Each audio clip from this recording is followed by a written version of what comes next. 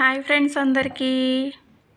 నిన్న అల్లం తొక్కు తీసి నేను చాయ్ పెట్టుకోవచ్చు, చాయ్‌లో వేస్తే మంచిగుంటదని చెప్పిన కదా! ఇదిగోండి నేను పెడుతున్నా చూడండి. ఒక గ్లాస్ పాలు, దాంట్లో కొంచెం చాయ్ పత్తా, బెల్లం చాయ్ చేస్తున్నాను పాలు విరగకుండా. బెల్లం వేసేసుకుంటున్నా.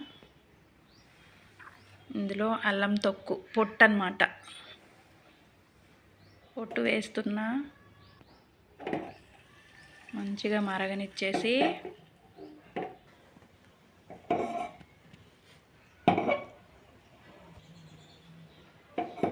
చాయ్ అయితే అయిపోయింది ఫ్రెండ్స్.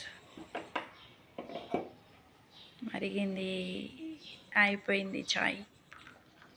బెల్లం చాయ్ రెడీ ఫ్రెండ్స్. మీరు కూడా ట్రై చేయండి. ఓకేనా?